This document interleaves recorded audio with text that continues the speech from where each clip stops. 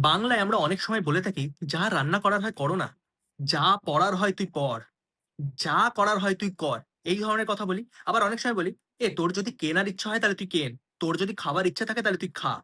তোর যদি বলার ইচ্ছা হয় তাহলে তুই বল। এত ভনিতা করিস না।" আমরা এগুলো বলে থাকি। এই দুটো বাংলা বাক্যকে আমরা ইংলিশে কিভাবে করব? তো চলো আজকের এই ভিডিওটা থেকে সেটা শিখে নেওয়া যাক। দেখো এই দুটো বাংলা বাক্যকে ইংলিশ করার যে স্ট্রাকচারটা আমাদের দরকার লাগবে সেইটা হলো ১ম এ যেটা বললাম যে, "যা রান্না করার তুমি করো না। যেটা করার তুমি করো।" এটার ক্ষেত্রে আমরা করব ভার্ব এর ফার্স্ট ফর্ম, তারপরে হোয়াটএভার, তারপরে সাবজেক্ট, তারপরে ওয়ান্ট বা ওয়ান্টস। যদি থার্ড পারসন সিঙ্গুলার নাম্বার থাকে তাহলে ওয়ান্টস হবে। তাহলে ওয়ান্ট বা ওয়ান্টস টু। তারপরে আবার ভার্বের ফার্স্ট ফর্ম। মাথায় রাখতে হবে এই যে ভার্বের ফার্স্ট ফর্মের কথা বললাম এটা ওই স্টার্টিং এ যে ভার্বের ফার্স্ট ফর্মটা বসেছিল সেটাই হবে। কোনো ডিফারেন্স না। যেমন আমি বলতে পারি cook whatever you want to cook. রান্না করো যেটা তোমার ইচ্ছা। তোমার যেটা ইচ্ছা সেটা তুমি রান্না করো। Do whatever you want to do. যা ইচ্ছে তুই তাই কর। Read whatever you want to read. যা পড়ার ইচ্ছা হচ্ছে পড় না। বোঝা গেল? এইবার আমি আরেকটা বাক্য কি বললাম? যে আ যদি তোর কেনার ইচ্ছা হয় তাহলে তুই কেন। যদি তোর কেনার ইচ্ছা না থাকে তাহলে তুই কিনিস না। যদি তোর কথা বলার ইচ্ছা থাকে তাহলে তুই কথা বল। বোঝা গেল? তাহলে তখন কি হবে? তখন হবে if you want to verb এর ফার্স্ট ফর্ম then verb এর ফার্স্ট ফর্ম। যেমন if you want to speak then speak। যদি তোর বলতে ইচ্ছা হয় তুই বল।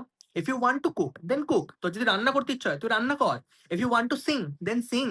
তোর যদি গান গাইতে ইচ্ছা হয় তাহলে তুই গান গা। চুপ করে আছিস কেন? তাহলে বোঝা গেল এই দুটো স্ট্রাকচার দিয়ে আমরা এই ধরনের যে বাংলা বাক্যগুলো আমি তোমাকে বললাম সেগুলো ইউজ করতে পারবো। তোমাদের জন্য আরেকটা বোনাস আমি বাংলা বাক্যের ইংলিশ স্ট্রাকচার দিয়ে যাই। সেটা হচ্ছে আমরা অনেক সময় বলি না, "ইস!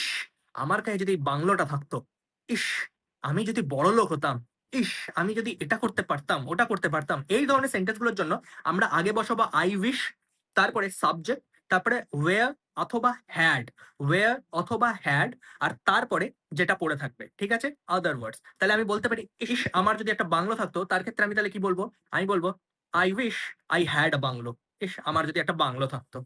I wish I were the prime minister of India. ইস! আমি যদি প্রাইম মিনিস্টার হতাম ভারতের। তাহলে বোঝা গেল এই ধরনের বাংলা বাক্যগুলোর আমরা ইংলিশ কিভাবে করব। আশা করছি আমার এই ভিডিওটা থেকে তোমরা জানতে পারলে যে এই ধরনের বাংলা বাক্যগুলোর আমরা ইংলিশ কিভাবে করব। এই স্ট্রাকচার গুলোকে তোমরা দৈনন্দিন কাজে লাগাতে পারবে। আমার ভিডিও যদি ভালো লাগে অবশ্যই আমার চ্যানেলটাকে সাবস্ক্রাইব করো, আমার আইডি গুলোকে ফলো করো, বন্ধুদের সাথে শেয়ার করো, ভিডিওটাকে লাইক করো। দেখা হবে পরের একটি ভিডিওতে।